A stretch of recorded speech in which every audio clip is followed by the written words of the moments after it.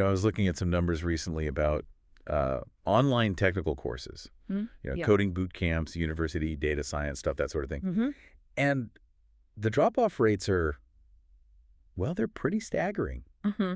And it makes you wonder, right? It does. Because it's not like the material suddenly got harder in the last 5 years. And it's certainly not that students became less smart. No, absolutely not. If anything, I mean, the access to high-quality information has never been better. You can find the answer to almost anything in seconds. Exactly. But there's this assumption, and I think we've all been guilty of it, that teaching online is basically just teaching. But, from a more comfortable chair at home. Right. It's the copy-paste approach to pedagogy. You take the lecture you used to give, you point a webcam at it, maybe you throw up a screen share. And you just assume education is happening. Yeah, just because the audio is transmitted. That's it. It's the transmit model. But today, we're doing a deep dive into a source that just says, stop. Hold on a second. That assumption isn't just slightly off. It is structurally wrong. It really is. And actually, if you treat online teaching as just a digital version of the classroom, you are effectively breaking the learning process. It completely dismantles that idea, doesn't it? We're looking at this fascinating piece called Notes on Data and Learning Endpoint 3. Right. It's part of a series, like a reflective log from an expert in data science education. And I want to be clear, this isn't a top 10 tips for better Zoom calls listicle or something. No, not at all. It's a philosophical takedown of how we teach these technical subjects. Exactly. And so the mission for this deep dive is pretty clear. We want to understand why live teaching and online teaching are. They're different species entirely. They're not just variations of the same thing. They're different beasts. And to tame that beast, we have to grapple with the core concept of this text. Yeah. It all comes down to one word. Which is? Visibility. Visibility. Which, sounds simple. I mean, can you see my screen? Is probably the most spoken sentence of the decade. But as we're going to see, seeing the screen and seeing the learning are two very, very different things. Precisely. The source argues that when we move online, we tend to show the product of our work, but we inadvertently hide the process. And that hiding, that's where the trouble starts. So let's unpack this, because the author starts by pointing out that while we often treat them as the same, live and online teaching, they operate in completely different contexts.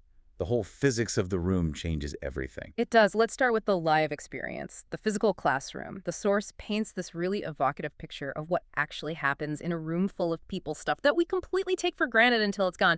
It talks about immediacy. Immediacy is so key. In a live room, you have gestures, you have timing. You can physically point to a line of code and tap it for emphasis. Yeah. But it's more than that, isn't it? It's about the energy in the room. It is. The source mentions this idea of shared pacing. In a live room, everyone is sort of breathing the same air, cognitively speaking. You can feel when the room is with you. Oh, and you can feel when you've lost them. Yes. It's the head tilt. A head tilt. You know that look, right? You're standing there explaining a complex function in R or Python. You think you're nailing it, and then you scan the second row. And you see 3 students just slightly tilt their heads. They don't say a word. But as a teacher, you know immediately. Okay, back up. They didn't get that. Precisely. Those are nonverbal feedback loops. They're instant, and they are high bandwidth. But the source points out something even more interesting about the live environment. It talks about the value of breakdowns. I loved this part because it is so counterintuitive. I mean, usually when I'm presenting something, if things break down, the code errors out or the plot looks like spaghetti, I panic. I feel like I've failed. That's a natural reaction. We want to look like experts. But the author argues that in a live teaching setting, those breakdowns are actually the most productive moments. When code fails on the big screen, it creates a space for collective reasoning. Collective reasoning. So the idea is the class stops, looks at the error, and figures it out together. Exactly. Think about the dynamic. The teacher stops lecturing. They stare at the screen and go, huh, that's weird. Why did that happen? And suddenly, you aren't lecturing anymore. You're debugging. You're debugging. And the students get to see that the expert isn't some wizard who types perfect code every time. They see that data science is actually about the struggle. It makes the struggle visible. It shows the job isn't just typing the right magic spell. It's about diagnosing why the spell didn't work. It transforms a lecture into a shared problem-solving moment. And that is incredibly valuable. Okay, so that's the room. We have cues, we have shared energy, we have productive failures that everyone can see. Yeah. Now, let's switch to the online reality. The source says this environment removes almost all of those cues. It strips them away aggressively. First, feedback is delayed. Right. You ask a question, and there's that lag. You don't get the head tilt. You get a chat box message 30 seconds later, or worse. We get nothing. You get nothing. And attention is fragmented. You don't know if a student is looking at your code, looking at Twitter, or debugging their own separate issue on a second monitor. And then the source uses this phrase that I think is just, it's the perfect villain for this story. It calls it ambiguous silence. That phrase really stuck with me too, ambiguous silence. It's perfect. Yeah. Because in a classroom, silence usually means something specific. You know, maybe they're thinking, maybe they're writing. You can see them taking notes. But online. You have no idea. You're just staring into the void. Right. Are they deep in thought? Are they struggling to understand the last thing I said? Did their Wi-Fi cut out? Or did they just walk away to make a sandwich? You literally don't know. And that ambiguity changes the job of the teacher. The source makes a profound point here. It says that in online teaching, the primary challenge is no longer the content. It's not about, is this material hard? So what is it? The primary challenge is the connection. Wow. That's a huge shift. You go from being an explainer of content to being a builder of connection, Wow. just to bridge that silence. And when you're faced with that ambiguous silence, the instinct is to fill it. You talk faster. You move the slides quicker. You assume everything is fine because nobody is screaming, stop. So you accelerate. Which is exactly the wrong thing to do if people are confused. Of course. Exactly. And that brings us back to that buzzword we mentioned at the top. Visibility. The source argues that visibility is the central challenge of the online space. So let's dig into that. What exactly needs to be visible? I mean, obviously, they can see my screen pixels. But seeing the pixels isn't the same as seeing the learning. The author lists a few specific things that learners need to witness. First, they need to see how code is written, line by line. Okay, so line by line. Not just a block of text appearing all at once. Right. They need to see the syntax emerge. They need to see how mistakes are handled in the moment, and they need to see how decisions are made in real time. That's the messy part we talked about, the why did you choose that variable, or why did you pipe that data there? It is. And finally, they need to see how explanations develop alongside the analysis. When you're in a room, you might talk while you type, correcting yourself, saying, oh, wait, actually, let's try this. That's a narrative. It's a story of thought. And the source warns about what happens when that's gone. It says that without this visibility, teaching risks becoming just a sequence of polished outputs. Polished outputs. Think about what that teaches a student. If I only ever show you the perfect, final, bug-free code, what are you learning? I'm learning that you're a genius and I'm an idiot because my code never looks like that on the first try. Exactly. It creates a totally false image of the discipline. It's like watching a cooking show where they put a raw chicken in the oven. And instantly pull out a perfectly roasted one. Here's one I made earlier. It looks great, and it makes for good TV, but you didn't teach me how to cook, you just showed me dinner. That's a fantastic analogy. We are showing students dinner and expecting them to learn how to be chefs. And the source argues this approach is just. It's disconnected from how learning actually happens. Learning happens in the gap between the idea and the execution. If you hide that gap with a copy-paste, you're hiding the lesson. So we have this problem. Online teaching strips away the cues. It creates this ambiguous silence, and it tempts us to just show roasted chickens these polished results because it's smoother. So what do? Well, this is where the source shifts from philosophy to practicality. It introduces the role of tools. Tools. And the key statement here, if you take one thing away from this deep dive, is this. Tools are not neutral. I feel like we should put that on a billboard in Silicon Valley.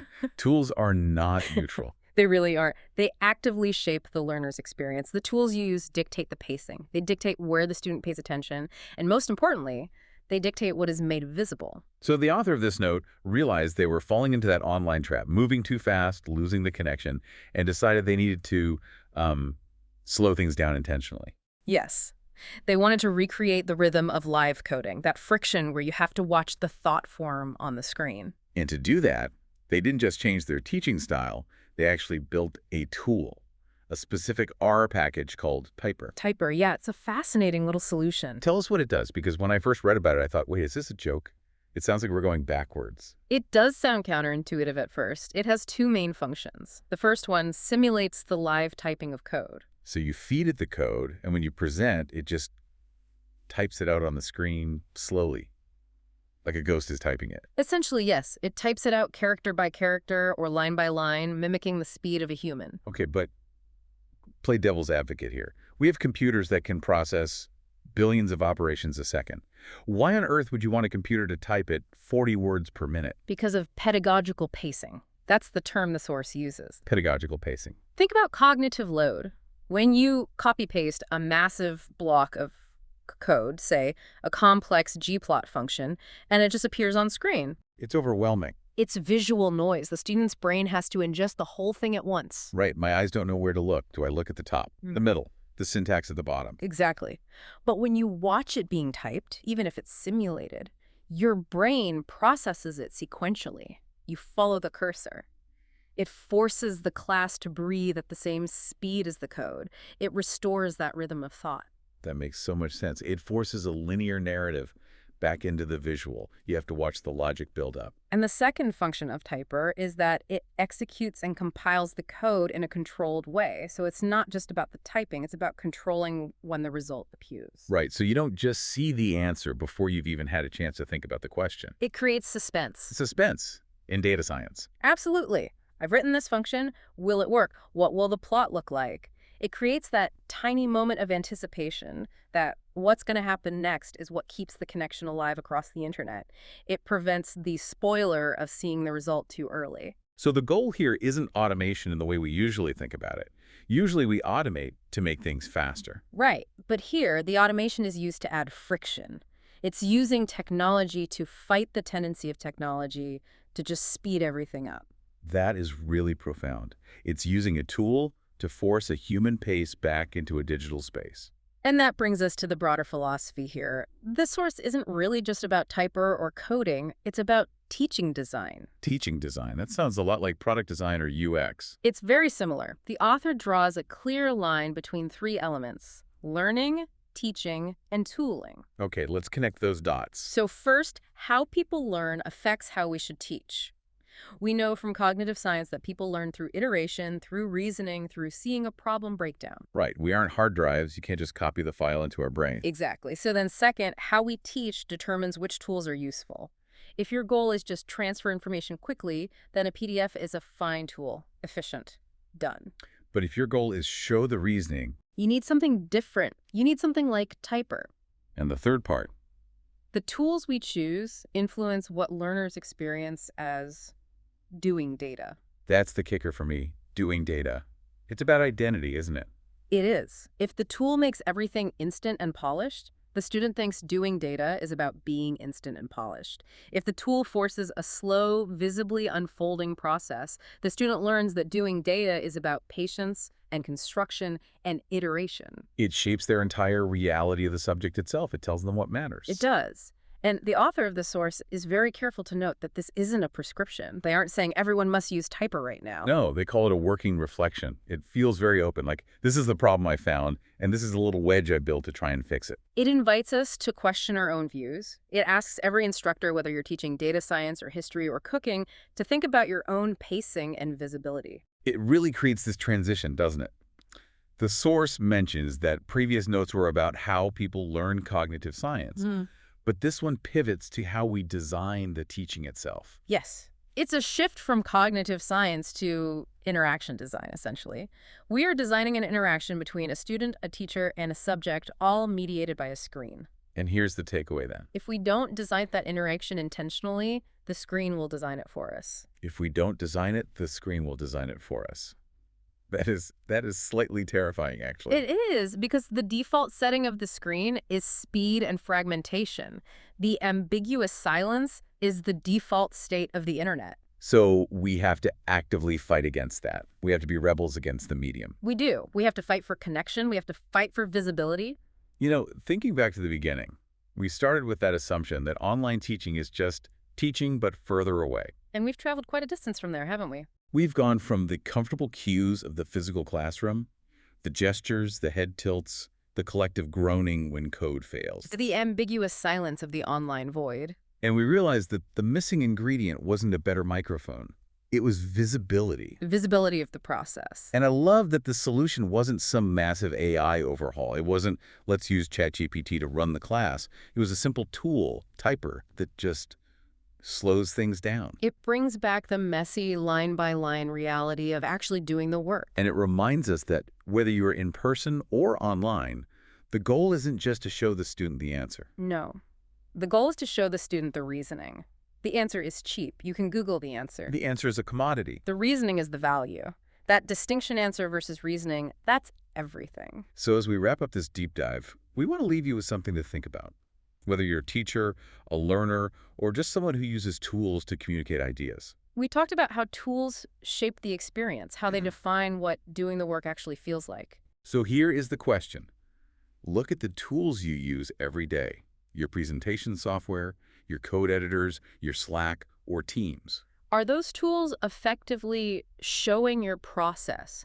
Are they letting people see the messy human thinking that leads to a solution? Or are they just spitting out polished outputs? Are you showing the work or just the result? Because if you're just showing the result, you might be missing the most important part of the connection. Something to mull over the next time you stare into the ambiguous silence of a Zoom call.